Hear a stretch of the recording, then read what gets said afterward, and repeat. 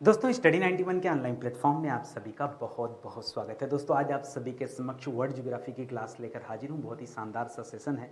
आज हमारा जो टॉपिक है दोस्तों वो है नदी और डेल्टा से संबंधित। ठीक है, देखिए नदियों के द्वारा डेल्टा बनाए जाते हैं और बहुत सारी नदियाँ डेल्टा बनाती हैं, तो उनसे संबंधित सवाल दोस्तों हम लोग देखेंगे। जैसे हो गया दोस्तों, पहले तो देखिए डेल्टा कितने प्रकार का होता है, तो ऐश्वर्य हो गया, अग्रवर्ती हो गया, लैकुस्टाइन हो गया, रुंडित हो गया, ये अलग अलग प्रकार के डेल्टा होते हैं। ठीक है, इनके बारे में पढ़ा जाएगा। इसी तरह से फिर आगे बढ़ेंगे तो टाइबर नदी डेल्टा, सीन नदी डेल्टा, लफलीन नदी डेल्टा, एल्लो नदी डेल्टा, कावेरी नदी डेल्टा, ताप्ती नदी डेल्टा, यांगजी नदी डेल्टा, पर्ल नदी, सुंदरवन, पंजाकार, रेड रिवर, परित्यक्त, चापाकार। ठीक है, इसी तरह से बहुत सारे सवाल हम लोग पढ़ने वाले। ठीक है, और सभी सवालों का जवाब आपको सिर्फ एक लेक्चर में दिया जाएगा। ठीक है, आज जो हमारा लेक्चर है दोस्तों ये 296 नंबर का लेक्चर है। आज की क्लास यदि आप देखते हैं तो 8,880 सवाल आपके तैयार हो जाएंगे। धीरे धीरे दोस्तों हम लोग 10,000 की तरफ बढ़ रहे हैं और बहुत कम समय में दोस्तों 10,000 सवाल हमारे पूरे होने वाले हैं। तो चलिए आगे बढ़ते हैं और सवाल स्टार्ट करते हैं। इसके पहले मैं बताना चाहूंगा दोस्तों हमारा सुपर सेलिंग बैच जो है इस समय का, ठीक है, एक तो दोस्तों हमारे पास देखिए हिंदी इंडिविजुअल का बैच है। ठीक है, ये हमारा सुपर सेलिंग बैच है, जबरदस्त बैच है। ठीक है, जो भी बच्चा इसे ज्वाइन करता है ना वो मतलब खुशी रहता है, कहीं उसको गम नहीं रहता है। ठीक है, इसी तरह से दोस्तों अभी अलग अलग परीक्षाओं में दोस्तों कंप्यूटर का बैच आता है। ठीक है, कंप्यूटर के बहुत सारे सवाल पूछे जाते हैं, तो मैंने कंप्यूटर का भी बैच लॉन्च कर दिया है। ठीक है, आप इसे भी ज्वाइन कर सकते हैं। एक दोस्तों अगले 2-4 दिनों में यूपी स्पेशल का एक बैच आने वाला है। यूपी स्पेशल से बहुत सारे सवाल आते हैं अलग अलग परीक्षाओं में, उसके लिए दोस्तों एक कॉमन बैच दे रहा हूं। और हिस्ट्री में दोस्तों मॉडर्न हिस्ट्री का बैच। ठीक है, हिस्ट्री में दोस्तों शुरुआत किया गया मॉडर्न हिस्ट्री से, तो मॉडर्न हिस्ट्री का बैच आप ज्वाइन कर सकते हैं। इसी तरह समय आते आते दोस्तों और भी विषय के हम लोग फाउंडेशन बैच लॉन्च करेंगे। ठीक है, और ये हमारा हेल्पलाइन नंबर है, किसी तरह की कोई जानकारी चाहिए तो आप दोस्तों प्राप्त कर सकते हैं। ठीक है, आगे बढ़ते हैं दोस्तों, आते हैं अपने सवाल पर। पहला सवाल दोस्तों क्या लिखा जरा पढ़िए और इसका जवाब देने का प्रयास कीजिए।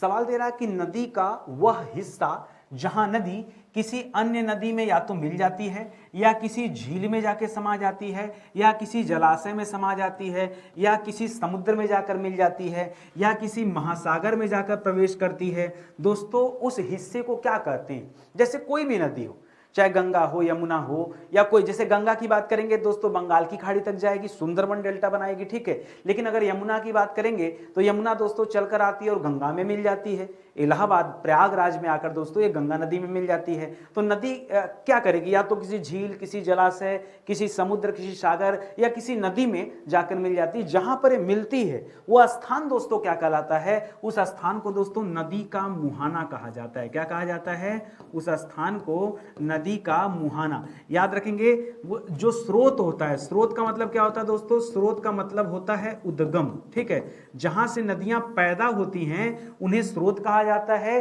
और जहां पर नदियां समाप्त होती हैं उन्हें क्या कहा जाता है, उन्हें मुहाना कहा जाता है। तो ये लाइन आप याद रखेंगे, सवाल बड़ा अच्छा सा है। ठीक है, अगला सवाल देखिए। अगला सवाल दे रहा है कि नमी या दलदली भूमि वाले क्षेत्र को क्या कहते हैं। जहां पे दोस्तों ये नदी जाकर किसी चीज समुद्र वगैरह में मिलती है, सागर वगैरह में, वहां पर दोस्तों इस दलदली भूमि को वेटलैंड कहा जाता है। क्या कहा जाता है, वेटलैंड कहा जाता है। वेटलैंड कहा जाता है, या इसी को हम क्या कहते हैं, आर्द्र भूमि कहते हैं। क्या कहते हैं दोस्तों, आर्द्र भूमि कहते हैं या वेटलैंड कहते हैं। दलदली भूमि वाला क्षेत्र होता है, लेकिन दोस्तों यहां पर जैव विविधता देखने को मिलती है। क्या मिलती है देखने को, जैव विविधता। जैव विविधता दोस्तों क्या होती है, हाईएस्ट होती है यहाँ की। ठीक है, ये देखने को मिलता है दोस्तों, ये भी आप याद रखेंगे, ये सवाल पूछा जाता है। जैसे सुंदरबन डेल्टा की बात करें तो यहाँ पर दोस्तों सर्वाधिक जैव विविधता का क्षेत्र इसे माना जाता है। ठीक है, आगे बढ़िए। अगला सवाल दे रहा कि नदी के मुहाने पर बनने वाली नदी की निक्षेपण। निक्षेपण मतलब क्या है, नदी दोस्तों जो अवसाद लेकर आती है उस अवसाद को क्या करती है, जमा करती है। उस अवसाद को क्या करती है, जमा करती है। तो कह रहा निक्षेपण विशेषता को क्या कहते हैं।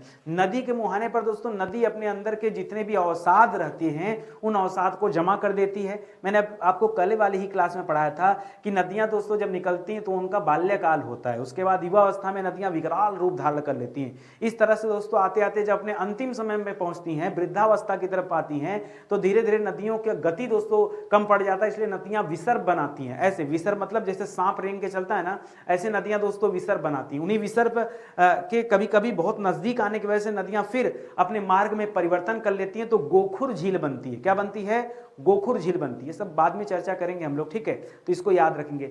फिलहाल अंतिम अवस्था में जब आती है दोस्तों, जहां पर ये नदी किसी समुद्र या महासागर में जाके मिलती है वहां पर दोस्तों क्या करती, अपने अंदर के अवसाद को बाहर कर लेती। जितना हल्का रहेगी नदी उतना ज्यादा ट्रेवल कर पाएगी ना, तो अवसाद निकाल देती। ठीक है, तो उसी क्षेत्र को क्या कहते हैं दोस्तों, उसी क्षेत्र को कहते हैं डेल्टा। क्या कहते हैं, डेल्टा, जो कि आज हम पढ़ रहे हैं। ठीक है, तो यही डेल्टा है दोस्तों।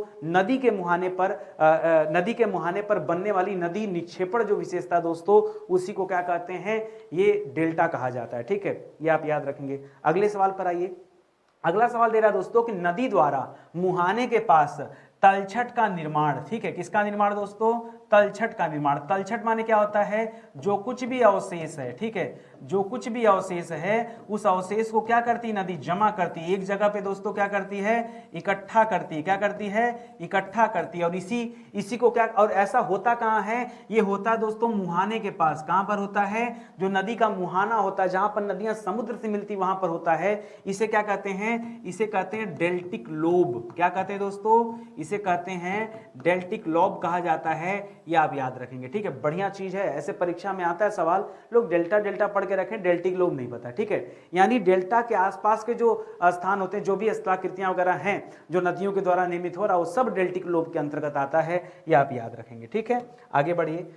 कर नदी के मुहाने के बाहर, नदी का जहां मुहाना है उसके बाहर की बात कर रहा है। किसके बाहर, मुहाने के बाहर जमी हुई सामग्री क्या कहलाती है। देखिए, एक तो होता मुहाने पे सामग्री जलती हो तो डेल्टा हो जाएगा। मुहाने के बाहर जो सामग्री जमी हुई होती है उसे दो नाम से जाना जाता है। या तो उसे दोस्तों जलोढ़ कहा जाता है, या तो उसे दोस्तों क्या कहा जाता है, गाद कहा जाता है। क्या क्या कहते हैं, या जलोढ़ कहते हैं या गाद कहते हैं। ये मुहाने से थोड़ा दूर होता है, मुहाने के बाहर स्थित होता है। तो ये आप याद रखेंगे। आपका अगला सवाल हो गया। और आगे आ जाइए दोस्तों। आगे दे रहा है कि वे सामग्री जो सूक्ष्म जीवों या पौधों के विकास में सहायक होते हैं, कौन होते हैं, तो दोस्तों ये नदी के मुहाने के बाहर ये जो गाद इकट्ठा होता है ना, यही गाद दोस्तों, इसमें बहुत पोषक तत्व होता है। इस गाद में क्या पाया जाता है दोस्तों, इस गाद में पोषक तत्व पाया जाता है। और यही पोषक तत्व किसके लिए जिम्मेदार होते हैं, पौधों के विकास के लिए और सूक्ष्म जीवों के विकास के लिए आवश्यक होते हैं, ये जो गाद होता है। और ये गाद कहां पर मिलता है दोस्तों, ये नदी के मुहाने के बाहर स्थित होते हैं। ये तथ्य आप याद रखेंगे। ठीक है, आ रहा है समझ में ना, सब समझ में आएगा, बस आराम से आप देखते चलो। विश्व के प्रसिद्ध डेल्टा के बारे में हम लोग पढ़ने वाले हैं। ठीक है, डेल्टा का निर्माण आमतौर पर कितने भागों से मिलकर होता है। ठीक है, डेल्टा का निर्माण दोस्तों कितने भागों से मिलकर होता है, तो याद रखेगा डेल्टा के निर्माण में दोस्तों हम लोग पढ़ते हैं कुल 3 भाग। कितने पढ़ते हैं, कुल 3 भाग पढ़ते हैं। बहुत आसान सा दोस्तों। पहला भाग होता है ऊपरी डेल्टा। क्या देता दोस्तों, ऊपरी डेल्टा, यह पहला भाग है। दूसरा भाग है दोस्तों निचला डेल्टा। ठीक है, निचला डेल्टा, ऊपरी डेल्टा और निचला डेल्टा। और तीसरा भाग है दोस्तों जलीय डेल्टा। कौन सा, जलीय डेल्टा। ये 3 भागों को मिलाकर के दोस्तों डेल्टा बनता है। और डेल्टा का आकार कैसा होता है, ज्यादातर त्रिभुजाकार होता है, ज्यादातर, अधिकतर दोस्तों त्रिभुजाकार। बाकी आकार तो अनेक प्रकार के होते हैं। ठीक है, जैसे धनुआकार भी हम पढ़ते हैं, जिसे चापाकार आप लोग कहते हैं ना, धनुष के आकार का या चाप के आकार का। ठीक है, आर्क टाइप का वो भी होता है। तो फिलहाल ज्यादातर जो होते हैं दोस्तों वो किस आकार के होते हैं, त्रिभुज के आकार के होते हैं। कह रहा है डेल्टा का जलीय भाग स्थित होता है। ठीक है, पीछे से पढ़ते हुए आते हैं दोस्तों। डेल्टा का जो तीसरा भाग है, ठीक है, जलीय भाग, ये जो जलीय भाग होता है दोस्तों ये कहाँ स्थित होता है। ठीक है, अब आपके सामने कहाँ का मतलब क्या दोस्तों, कहाँ का मतलब आपसे ये जानना चाह रहा है कि पानी के भीतर होता है या पानी के बाहर होता है। ठीक है, पानी के भीतर या पानी के बाहर। तो याद रखें दोस्तों ये जो जल, अच्छा नाम इसका क्या है, जलीय भाग। बेवकूफ नहीं बना रहा है सवाल आपको। जलीय भाग का मतलब क्या है, ऐसा भाग जो जल के भीतर हो। तो पूछ कह रहे हैं भाई, तो यानी ये क्या हो जाएगा दोस्तों, यह जल के नीचे हो जाएगा, जल के भीतर या फिर जल के नीचे दोस्तों होता है, जलीय भाग होता है। ठीक है, और याद रखें दोस्तों ये जो जलीय भाग होता है ये सर्वाधिक खड़ी ढलान वाला हिस्सा होता है। सर्वाधिक खड़ी ढलान वाला हिस्सा होता है दोस्तों, ढलान वाला हिस्सा होता है जलीय भाग। भाई जलीय भाग अगर ढलान नहीं होता, आप मुझे बताओ, जैसे पोखरे होते हैं, तालाब होता है जी, अगर वहां ढलान ना हो तो पानी कैसे इकट्ठा होगा, समतल पे पानी इकट्ठा होगा। सब खाली दिमाग का भ्रम है, लगता है कि बड़ा कठिन है, कठिन कुछ नहीं है। आप मन लगा के पढ़ो, आपको लगेगा सब आसान है। इन सवालों में ही दोस्तों जवाब छिपा है, बस ध्यान से आपको देखने की जरूरत है। आगे देखिए, अगले सवाल पर आइए।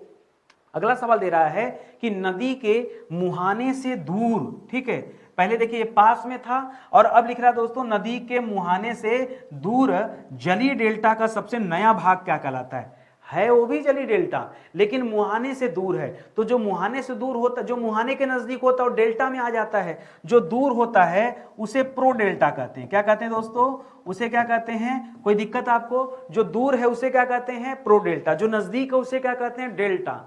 कोई दिक्कत है, नहीं याद हुआ, हो रहा है याद ना, बस ऐसे पढ़ते चलिए सब याद होगा, ठीक है। अगले सवाल पर आइए, कह रहा डेल्टा का भूपृष्ठीय भाग, कौन सा भाग दोस्तों, भूपृष्ठीय। भूपृष्ठ मतलब क्या दोस्तों, जो भूमि वाला भाग है, भूपृष्ठ मतलब जहां पर जैसे हम भूपृष्ठ पर खड़े हैं या भूमि पर खड़े, एक ही बात तो है।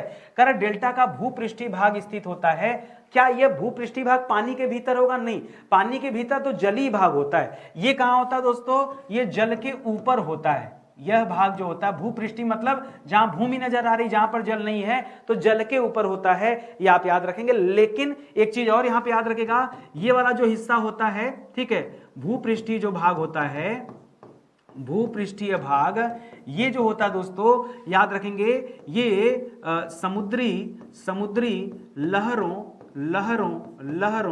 कामा तरंगों कामा धाराओं से सर्वाधिक प्रभावित, ठीक है, सर्वाधिक प्रभावित। देखिए जो किनारे वाला हिस्सा होगा, क्या वहां पर समुद्री लहरों का प्रभाव नहीं पड़ेगा, नहीं सर पड़ेगा तो, ठीक है भाई, मुहाने के आसपास है, दूर थोड़े है कि मुहाने से 500 किलोमीटर दूर है, 500 किलोमीटर दूर होते तो क्यों प्रभाव पड़ता, क्योंकि यहां पर साफ तौर पे लिखा दोस्तों ये जो डेल्टा का क्षेत्र है तो मुहाने के पास में ही है, तभी तो डेल्टा का क्षेत्र हुआ, और डेल्टा का क्षेत्र तो प्रभाव तो पड़ेगा किनारे पर, ठीक है, आराम से याद हुआ ना।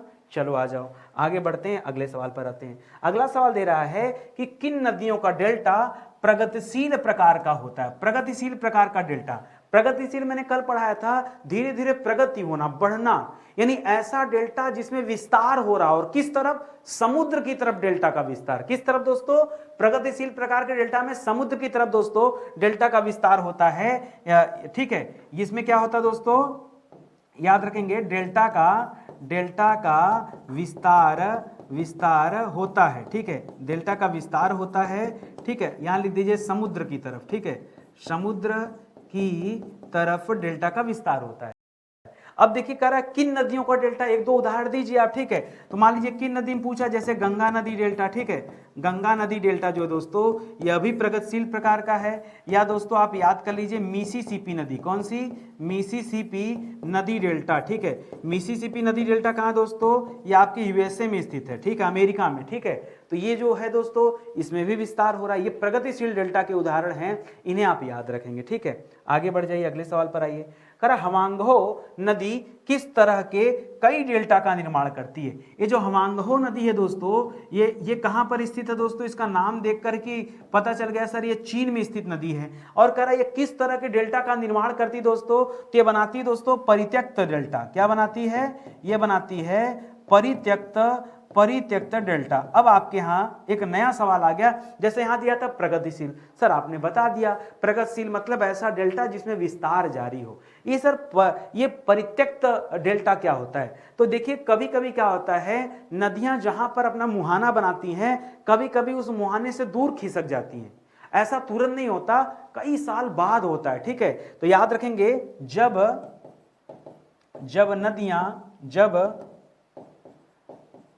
नदियां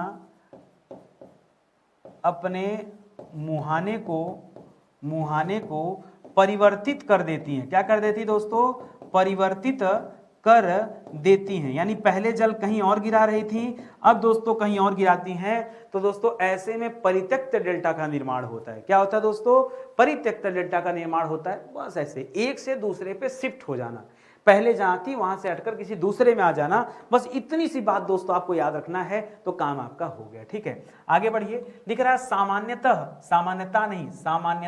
सामान्यतः डेल्टा की आकृति किस प्रकार की होती है। तो मैंने आपको पहले ही बता दिया दोस्तों कि ज्यादातर जो डेल्टा होते हैं उनका आकार कैसा होता है दोस्तों, त्रिभुजाकार आकार के डेल्टा होते हैं। एकदम कॉमन सा सवाल है, परीक्षा में खूब पूछा जाता है, ठीक है। अगला सवाल दे रहा है कि कौन सी नदी पंजाकार डेल्टा का निर्माण करती है। देखिए इसे पंजाकार भी कहते हैं, इसे अंगुली नुमा डेल्टा भी कहते हैं। क्या कहते हैं? अंगुली नुमा डेल्टा भी कहते हैं।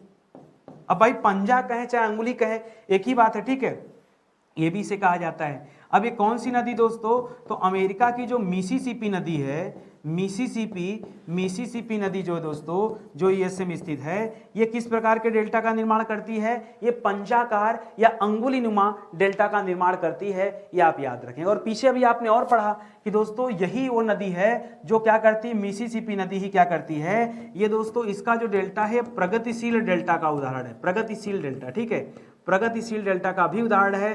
प्रगतिशील डेल्टा मतलब इसका डेल्टा दोस्तों धीरे धीरे विकसित हो रहा, बढ़ रहा है, उसका आकार बढ़ रहा है, जैसे गंगा नदी का डेल्टा बढ़ रहा है, ठीक है, तो उसको भी याद रखेंगे। आगे बढ़ जाइए, अगले सवाल पर आइए। अगला सवाल दे रहा है रेड रिवर। दोस्तों रेड रिवर का मतलब क्या हो गया? पिछली कई क्लासों में हम लोगों ने रेड रिवर के बारे में पढ़ा है, रेड रिवर, ठीक है। रेड रिवर का मतलब क्या हो गया? लाल नदी, लाल नदी। और मैंने बताया था दोस्तों, अगर भारत के परिप्रेक्ष्य में बात करेंगे, अगर भारत में बात करेंगे तो भारत में दोस्तों लोहित नदी को लाल नदी कहा जाता है। किसे? लोहित नदी को।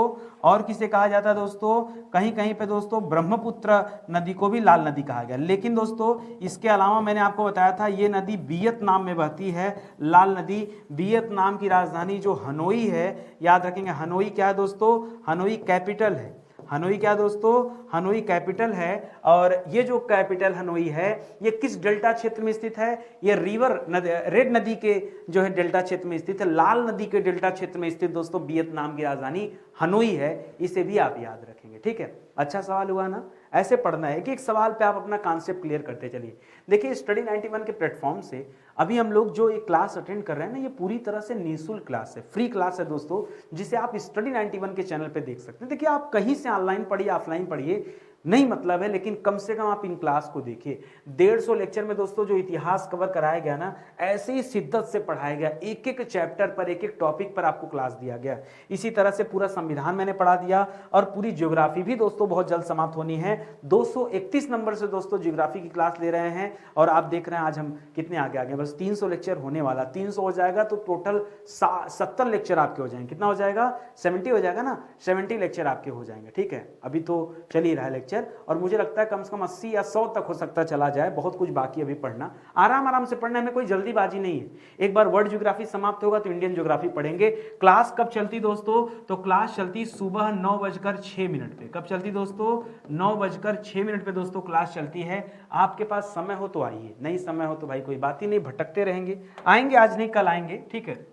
आगे देखिए सवाल, गंगा नदी का डेल्टा किस आकार का है? ये जो गंगा नदी का डेल्टा है दोस्तों ये किस आकार का है, ठीक है। अब मैं आपको बताऊं दोस्तों, ये गंगा नदी का जो डेल्टा है हम इसे कहते हैं गंगा ब्रह्मपुत्र डेल्टा, ठीक है। गंगा ब्रह्मपुत्र डेल्टा ये बहुत बड़ा क्षेत्र है दोस्तों और ये स्थित है दोस्तों सुंदरवन में। कहाँ स्थित है? सुंदरवन में स्थित है। इसीलिए सुंदरवन डेल्टा को विश्व का सबसे बड़ा नदी डेल्टा कहा जाता है। विश्व का सबसे बड़ा नदी डेल्टा मतलब नदी की वजह से बना हुआ डेल्टा दोस्तों, दुनिया का सबसे बड़ा डेल्टा है सुंदरवन डेल्टा। आकार की बात करेंगे दोस्तों, ये गंगा नदी द्वारा बनाए गए तो इसका आकार है चापाकार। क्या है दोस्तों? चापाकार कहिए, चाहे आप धनवाकार कहिए, चाहे धनुषाकार कहिए, ठीक है, एक ही बात है। इसको भी आप याद रखेंगे। है किस टाइप का दोस्तों? ये डेल्टा जो है ये प्रगतिशील टाइप का है। क्या दोस्तों? प्रगतिशील टाइप का है, यानी इसमें दोस्तों विस्तार हो रहा है। अभी दोस्तों इसका आकार बढ़ रहा है, ठीक है चापाकार लेकिन आकार बढ़ रहा है, ये तथ्य आप याद रखेंगे। अगला सवाल दे रहा है कि गंगा नदी का डेल्टा कहां से आरंभ होता है? एक ऐसा सवाल जिसका जवाब आप में से कोई बच्चा नहीं दे सकता। आप क्या कहेंगे? मैं बताऊं आप क्या बोलने वाले हैं। आप कहेंगे इसका आरंभ होता है कलकत्ता से, या फिर आप कहेंगे हुगली के आसपास से, या आप कहेंगे बंगाल की खाड़ी से, जबकि ऐसा कुछ जवाब नहीं। इसका जवाब है गौर, ठीक है। ये कहां से आरंभ होता है दोस्तों? एक स्थान का नाम है गौर। क्या नाम है? गौर। तो यह कहां से स्टार्ट होता है दोस्तों? गौर से स्टार्ट होता है। फैला कहां तक है दोस्तों? तो यह बंगाल से लेकर बांग्लादेश तक फैला है। बंगाल से लेकर लेकर बांग्लादेश तक यह फैला हुआ है दोस्तों, याद रखेंगे। ठीक है, कौन सा डेल्टा? सुंदरबन डेल्टा, जो गंगा नदी का डेल्टा है, इसे आप याद रखेंगे। अगला सवाल, विश्व का सबसे बड़ा डेल्टा कौन सा? सबसे बड़ा नदी डेल्टा यहाँ बोलिए। ठीक है, विश्व का सबसे बड़ा नदी डेल्टा दोस्तों कौन सा है? तो याद रखेगा सुंदरबन डेल्टा है। कौन सा है? सुंदरबन डेल्टा है। ठीक है, इसको आप याद रखेंगे। ये सुंदरबन डेल्टा में दोस्तों सर्वाधिक जैव विविधता पाई जाती है। ठीक है, क्या पाई जाती है? सर्वाधिक जैव विविधता। ठीक है, और इसके अलावा विविधता। ठीक है, विविधता। और रॉयल बंगाल टाइगर का नाम आपने सुना होगा, रॉयल बंगाल टाइगर। ठीक है, रॉयल बंगाल टाइगर, वो भी दोस्तों ही पाए जाते हैं, तो इसे भी आप याद रखेंगे। ठीक है, ये दोस्तों सबसे बड़ा नदी डेल्टा है, इसे आप याद रखेंगे। ठीक है, आगे आ जाइए अगले सवाल पर।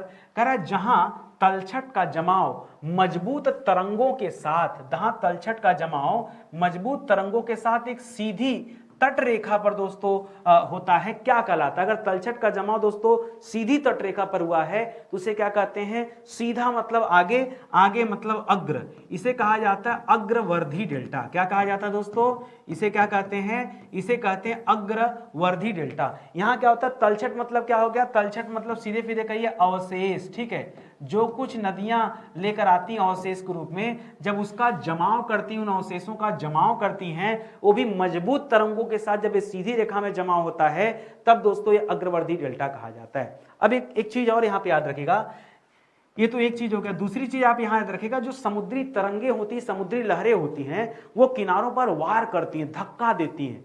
तो उनके धक्का देने की वजह से दोस्तों ये जो अग्रवर्धी डेल्टा होता है, यहां पर दांत की आकृति बन जाती है। ठीक है, तो लिखिएगा यहां पर समुद्री तरंगों के धक्का देने के कारण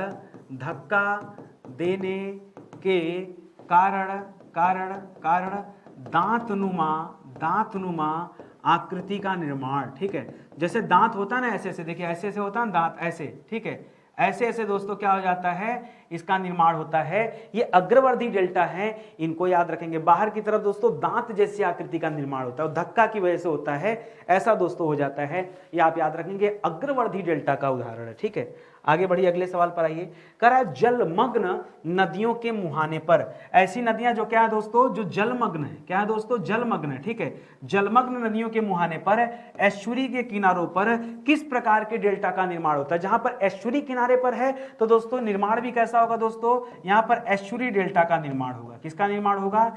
एस्चुरी डेल्टा। ठीक है, अब आप कहेंगे सर हमने तो पढ़ा था कि डेल्टा का मतलब है जहां नदियां दोस्तों समुद्र में मिलती हैं, और डेल्टा में ऊंचाई से दोस्तों पानी गिरता है और वो समुद्र में मिलता है, उसे एस्चुरी कहते हैं। हाँ, वो एस्चुरी होता है, लेकिन पानी के गिरने के बाद पहले गार्ज का निर्माण होता है, गहरा हो जाता है वहां पर, और फिर बाद में दोस्तों जो कुछ है बाहर की तरफ, वहां पर डेल्टानुमा आकृति बनती है, और उसे क्या कहते हैं? एस्चुरी डेल्टा कहा जाता है। तो इसे भी आप याद रखेंगे। ठीक है, अगला सवाल दे रहा दोस्तों, अग्रवर्धी डेल्टा का उदाहरण है, जो आपने पढ़ा, जहां आपने क्या पढ़ा? दांतनुमा आकृति। ठीक है, अग्रवर्धी डेल्टा में क्या हो जाता है? दांतनुमा आकृति का निर्माण होता है। ठीक है, दांतनुमा आकृति दोस्तों बन जाती है, और कैसे बनती है? तो समुद्री तरंगों के धक्का देने के कारण बनती है। ठीक है, अब कौन इसका उदाहरण दोस्तों? तो इसका उदाहरण टाइबर नदी डेल्टा। कौन सा इसका उदाहरण है? इसका उदाहरण है टाइबर नदी डेल्टा। ये टाइबर नदी दोस्तों बहती कहां पर है? तो याद रखिएगा इटली में बहती है। इटली की राजधानी कहां है दोस्तों? इटली की राजधानी रोम है। कहां पर है दोस्तों? इटली की राजधानी रोम है, याद रखेंगे। यहीं पर दोस्तों फूड एंड एग्रीकल्चर ऑर्गेनाइजेशन का मुख्यालय है, इसका दोस्तों क्या है? हेडक्वार्टर है। ठीक है, खैर अलग बात है, तो इस तथ्य को आप याद रखेंगे। कोई दिक्कत आपको? टाइबर नदी याद रखेंगे। ठीक है, ये आप अच्छा सवाल हो गया आपके लिए। चलिए आगे बढ़ते हैं। कह रहा है एस्चुरी डेल्टा का उदाहरण है। ठीक है, कह रहा है कौन सी नदी दोस्तों एस्चुरी डेल्टा बनाती है? ठीक है, एस्चुरी डेल्टा दोस्तों अभी आप समझ गए। एस्चुरी डेल्टा में एक लाइन की बात याद रखेगा कि जलमग्न नदियों के मुहाने पर एस्चुरी के किनारों पर दोस्तों क्या होता है? डेल्टा का निर्माण हो जाता है, ये आप याद रखेंगे। और इसके उदाहरण में दोस्तों दो नदियां भारत में हैं, एक दोस्तों नर्मदा नदी का डेल्टा, नर्मदा नदी, और दूसरा ताप्ती नदी। ठीक है, ताप्ती नदी, ये दोनों दोस्तों एस्चुरी बनाती हैं। ठीक है, एस्चुरी बनाती है दोस्तों, इस वजह से इसका नाम यहां पर आता है। ठीक है, इसे आप याद रखें। अगले सवाल पर आइए, लिख रहा है जब नदी का निर्माण निर्माण नहीं, निर्गमन, ठीक है, निर्गमन का मतलब क्या होता है, जब नदी का मुहाना, मुहाना मैंने समझ गए ना, मुहाना मतलब क्या हो जाए, जब नदी दोस्तों झील में चली जाए, ठीक है, तो किस प्रकार के डेल्टा का निर्माण होता है, जब ये झील में जाएगी ना, तब दोस्तों याद रखेंगे लैकुस्ट्राइन बनता है। क्या बनता है? लैकुस्ट्राइन डेल्टा, ठीक है, लैकुस्ट्राइन डेल्टा का निर्माण होता है। केवल एक ही कंडीशन है दोस्तों लैकुस्ट्राइन डेल्टा के निर्माण में कि नदी का निर्गमन यानी मुहाना कहां होना चाहिए, झील में होना चाहिए, तभी दोस्तों लैकुस्ट्राइन डेल्टा बनेगा, अन्यथा इसका नाम नहीं सुनने को मिलता, बहुत रेयर होता है। देखिए नदियां झील से निकलती जरूर हैं, झील में मिलती कम है, ठीक है, लेकिन कुछ नदियां ऐसी हैं जो झील में जाकर मिलती हैं, वो भी याद रखेंगे। समुद्री लहरें एवं धाराओं द्वारा, जो समुद्री लहरें होती हैं, जो धाराएं होती हैं या जो तरंगे होती हैं, उनके द्वारा विच्छेदित डेल्टा क्या कहलाता है? विच्छेदित मतलब क्या हो गया दोस्तों? उनके द्वारा टूट फूट हो जाता है। डेल्टा में क्या हो जाता है दोस्तों? टूटता फूटता रहता है, ठीक है। अच्छा एक बात बताओ, सुनामी आता है, शहर का शहर उजड़ जाता है और समुद्री तरंगों से मतलब किनारे पे कोई प्रभाव नहीं पड़ेगा? पड़ेगा ना किनारे पर, तो वही जो टूट फूट होता है दोस्तों उसे क्या कहते हैं? इसी को नाम देते हैं दोस्तों रुंडित डेल्टा। क्या कहते हैं? इसी को नाम देते हैं रुंदित डेल्टा का, ठीक है। इसका मतलब क्या होता है? टूट फूट के कारण दोस्तों जो डेल्टा अपने रूप में बचा खुचा होता है वही दोस्तों कहलाता है रुंदित डेल्टा। इसे भी आप याद रखेंगे, अच्छा सवाल है, ये सब परीक्षा में पूछे जा सकते हैं, ठीक है। अगला सवाल दे रहा है दोस्तों लैकुस्ट्राइन डेल्टा। अभी हमने क्या पढ़ा दोस्तों? लैकुस्ट्राइन डेल्टा में क्या होता है? जहां पर नदी का मुहाना कहां होना चाहिए दोस्तों? जब नदी का मुहाना किसी झील में होता है तभी दोस्तों लैकुस्ट्राइन डेल्टा बनता है। अब कुछ एग्जांपल ले लेते हैं, मन में आ सकता है ना, तो याद रखेगा। एक नदी है दोस्तों लफलीन नदी। कौन सी है दोस्तों? लफलीन नदी। कहां बहती सर? ये बहती भैया आयरलैंड में। कहां बहती है? आयरलैंड में बहती है, ठीक है, लफलीन नदी, ठीक है, याद रखेंगे। और ये किसका उदाहरण है? ये लैकुस्ट्राइन डेल्टा का उदाहरण, ये बनाती है लैकुस्ट्राइन डेल्टा। तो हो सकता है परीक्षा में दोस्तों ये सवाल आ जाए, इसलिए पहले याद रखिएगा, ठीक है। परित्यक्त डेल्टा मतलब क्या दोस्तों? परित्यक्त डेल्टा के बारे में भी मैंने बताया था कि जब नदियां अपने मुहाने को परिवर्तित कर देती हैं, मुहाने को परिवर्तित कर देती हैं, बदल देती हैं दोस्तों, यानी पहले जहां जल गिराती थी अब वहां नहीं, अब कोई चेंज कर देती हैं, तभी दोस्तों ये परित्यक्त डेल्टा का निर्माण होता है। उदाहरण के लिए दोस्तों एलो नदी याद रखिएगा। एलो मतलब क्या हो गया? पीली, ठीक है, पीली नदी आप याद रखिएगा। पीली नदी दोस्तों कहां बहती है? चीन में बहती है, ठीक है। ये नदी किसका उदाहरण दोस्तों? परित्यक्त डेल्टा का उदाहरण है। सर भारत में कुछ बता दीजिए। अगर भारत के परिप्रेक्ष्य में देखेंगे दोस्तों तो भारत में आपने हुगली नदी के बारे में पढ़ा होगा, ठीक है, हुगली नदी डेल्टा के बारे में पढ़ा होगा। हुगली नदी डेल्टा दोस्तों किस प्रकार का डेल्टा बनाती है? याद रखेंगे परित्यक्त डेल्टा का निर्माण करती है, ये आप याद रखिएगा, ठीक है। चलिए आगे आ जाइए अगले सवाल पर। अगला दे रहा है कि कृषि उपयोग के लिए प्रसिद्ध डेल्टा कौन सा है, ठीक है। कुछ नदियों के डेल्टा दोस्तों इस प्रकार के हैं कि उनमें दोस्तों खेती बाड़ी किया जाता है और बड़े पैमाने पर खेती होती है, इसलिए लिखा दोस्तों कृषि उपयोग के लिए प्रसिद्ध डेल्टा भूमि, ठीक है। तब दोस्तों क्या बताएंगे? अब भारत की बात कर लीजिए दोस्तों, तो भारत में आपको कावेरी नदी डेल्टा मिल जाएगा, ठीक है। भारत में आपको कावेरी नदी डेल्टा मिल जाएगा। यहां पर दोस्तों बहुतायत मात्रा में खेती होती है। इसी तरह दोस्तों कैलिफोर्निया का नाम सुना होगा, कैलिफोर्निया अमेरिका, ठीक है, कैलिफोर्निया, ठीक है, कैलिफोर्निया, ठीक है, कैलिफोर्निया की बात करें जो अमेरिका में स्थित है, यहां पर दोस्तों एक नदी है सेक्रामेंटो। क्या नाम है दोस्तों? सेक्रोमेंटो, ठीक है। इसका जो डेल्टा दोस्तों सेक्रोमेंटो डेल्टा जो दोस्तों वहां पर भी दोस्तों बहुतायत मात्रा में खेती की जाती है, तो दोनों को याद रखेंगे। बहुत बढ़िया सवाल है, ठीक है। आगे आ जाइए। कह डेल्टा पर अवस्थित विश्व की प्रसिद्ध क्षेत्रीय अर्थव्यवस्थाएं हैं। कुछ ऐसे डेल्टा हैं दोस्तों जिनमें फेमस जो है वहां पर पूरी की पूरी अर्थव्यवस्था ही सेट है। जैसे दोस्तों यांगतीसी क्यांग कहें, यांगतीसी क्यांग जो नदी दोस्तों, ठीक है, यांगतीसी क्यांग नदी डेल्टा, ठीक है, ये जो दोस्तों ये चीन में स्थित है, ठीक है, चीन में स्थित है। यहां पर पूरी की पूरी अर्थव्यवस्था आपको मिल जाएगी। आप पर्ल नदी डेल्टा के बारे में याद रखिए, ठीक है। पर्ल नदी डेल्टा के आसपास दोस्तों पूरा का पूरा दोस्तों विस्तार है। ठीक है, इसको याद रखेगा। तो ये सब जवाब हो जाएगा आपका किससे संबंधित, कि ऐसे डेल्टा जहां पर बड़ी बड़ी अर्थव्यवस्थाएं दोस्तों स्थित हैं उसकी बात कर रहा है। कह रहा है सेलेंगो नदी डेल्टा। सेलेंगो नदी डेल्टा इसका लोकेशन पूछता है कि कहां स्थित है, तो बताएगा दोस्तों सेलेंगो नदी डेल्टा ये रूस में स्थित है। ठीक है, ये रूस में स्थित है। अब एक चीज और आपने सुना होगा, रूस में एक झील के बारे में सुना होगा, बैकाल झील के बारे में। ठीक है, तो ये जो डेल्टा दोस्तों ये बैकाल झील में ही स्थित है, ये आप याद रखें। ठीक है, इसका संबंध किससे दोस्तों, सेलेंगो नदी डेल्टा का ये बैकाल झील में जाकर ही पानी गिराता है और वहीं पर दोस्तों ये डेल्टा का निर्माण करता है, याद रखेंगे, करती है नदी। ठीक है, डेल्टाई क्षेत्र चक्रवातों को किस प्रकार रोकता है। ठीक है, जो डेल्टाई क्षेत्र होता है ये चक्रवात को किस प्रकार रोकता है। देखिए, जब समुद्री चक्रवात मतलब क्या है, चक्रवात का तात्पर्य है समुद्री चक्रवात से।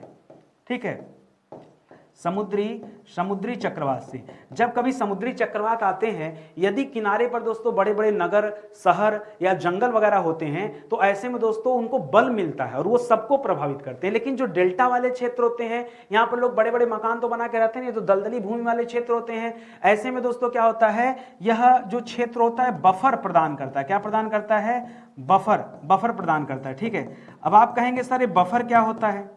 अब पहले बफर समझिए, फिर मैं इस सवाल का जवाब दे पाऊंगा। दोस्तों यदि मैं भारत की बात करूं, मान लीजिए यहाँ भारत है।